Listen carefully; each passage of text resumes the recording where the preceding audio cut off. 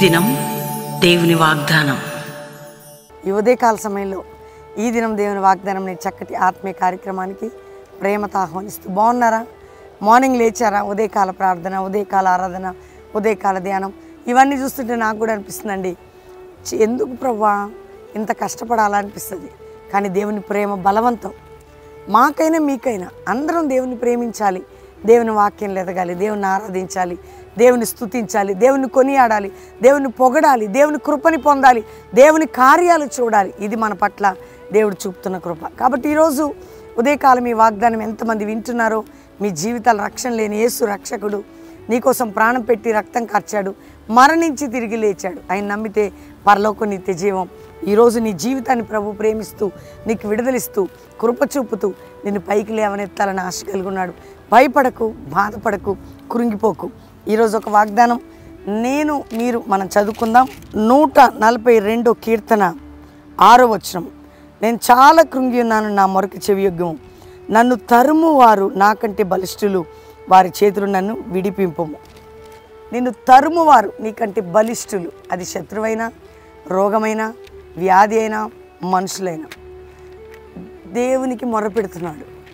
అంటే నీకంటే బలిష్టమైన ఉంటాయి, కానీ అంతకంటే బలిష్ఠుడు దేవుడు. నీకంటే బలమైన ఉంటాయి, అంతకంటే బలవంతుడు నీ దేవుడు. ఈరోజు నీతో మాట్లాడుతున్నాడు. కీర్తనాకారుడిని నమ్మినట్టు నువ్వు నమ్ము. నీకంటే బలిష్టమైనటువంటి నీ దేవుడు నిన్ను ఎలా విడిపిస్తాడంటే, నీ బలిష్టమైనటువంటి శత్రు పోరాటం నుండి నేను నిన్ను విడిపించేదను. నువ్వు మొర్రపెట్టి విడిపిస్తాడు. బలిష్టమైన శత్రువు నుంచి నేను నిన్ను విడిపించేదను. వాగ్దానం. ప్రార్థనకి ఆయన ప్రార్థన చేసింది అది, జరిగింది అది. నువ్వు నేను అడిగేది అది, జరిగేది అది. అందుకే మీరు అందరూ ప్రభుతో మాట్లాడాలి. అలాంటి ప్రార్థన చేసిన వారికి అదే కార్యం, అదే వాగ్దానం, అది మాట. నువ్వు అడిగేది నీకు ఇస్తాను. ఈరోజు దేవుడు నీకు కూడా ఇస్తున్నాడు. ధైర్యంగా ఉండు.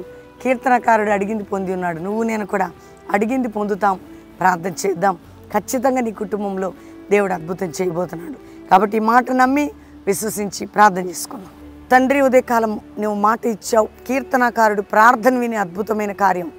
మా ప్రార్థన విని మాకంటే బలిష్ఠులు, మాకంటే వ్యతిరేకతల పాప ఊబిలో, రోగ వ్యాధి బాధలో, నిందల్లో, గాయాల్లో, అవమానాల్లో, కోర్టు కేసుల్లో, కుటుంబ పోరాటాల్లో, ఒత్తిళ్లలో, భూ సంబంధమైన తగాదాల్లో, వివాహం కాకుండా, ఉద్యోగం లేకుండా, నాయన గర్భఫలం లేకుండా, తండ్రి ఎదుగుదల లేకుండా, ఆత్మీకంగా దిగజారి బలహీనమైన త్రాగుడు వ్యసనాలకి బలిష్టమైన అపవాది చేతి నుండి, ఉచ్చు నుండి మమ్మల్ని రక్షించి తప్పించు, విడిపించు. దేవానికి స్తోత్రం. అట్టి వారిగా ప్రతి బిడ్డ ఏ విషయాలు ఏడుస్తున్నారు విడిపించు.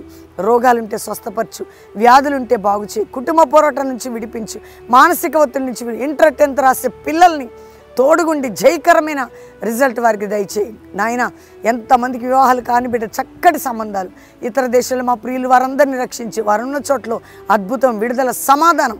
అంతేకాక తండ్రి భారతదేశ ప్రజలను రక్షించి క్రైస్తవ సమాజానికి ఐక్యత ఇచ్చి, సేవకుల మధ్యలో ఐక్యత, ఉజ్జీవము, ఉపదేశము, ఉపవాసము, సంఘాల ఐక్యత, సేవకుల ఐక్యత మీరు దయచేయండి. జాషువా జనరేషన్ అపోస్తుల సేవ జరగాలి. మా కల్వరి పరిచర్యని బలిష్టమైన అపవాది చేతి కింద నుండి సంపూర్ణమైన విడుదల కలుగజేసి ప్రతి పోరాటాల నుంచి విడిపించి నడిపించి ఈరోజు మ్యారేజ్ కుటుంబాన్ని దీవిస్తూ వారి దాంపత్యం ఈ సంవత్సరం దీవెనకరంగా ఉందిగాక. వారిని ఆయన ఎవరెవరైతే ఈరోజు బర్త్డే జరుపుకున్నారో వారిని బ్లెస్ చేస్తూ వారి జీవితాలు కూడా నీ కృప మెండుగా చూపి తోడై ఉండమని యేసు నామములో అడుగుచున్నాము తండ్రి. Amen, amen, amen. ఈ వాగ్దానం మీకోసం అందరు లైక్ చేయండి, షేర్ చేయండి. దేవుని కృపని పొందుతున్నాం మనం వాగ్దానాల ద్వారా. నమ్మండి. దేవుని బిడ్డలారా, 22వ తారీఖు శనివారం ఉజ్జీవ సభ సికింద్రాబాద్ ఏప్రిల్ ఆ యొక్క ఫుట్బాల్ గ్రౌండ్లో మీరందరూ కుటుంబాలుగా పాలు పొంది ఆత్మీకంగా సికింద్రాబాద్ జరిగే సిటీ రివైవల్ శనివారం 5 గంటలకే సాయంత్రం. కాబట్టి ప్రభు కృప పొందుదాం. అంతేకాక బెల్లంపల్లికి ఎవరు రావాలన్నా శనివారం జరిగే సువార్త సభకు రండి. ఆదివారం ప్రార్థన చేసుకొని వెళ్ళొచ్చు. మనము మన కుటుంబాలు దేవుని ఎదుగుటకు పాస్టర్ ప్రవీణ్ యూట్యూబ్లో పెట్టే ప్రతిదీ వినండి, చూడండి. Pastor Praveen official Insta follow అవ్వండి, ఫేస్బుక్ లైక్ చేయండి. God bless you. Praise the lord.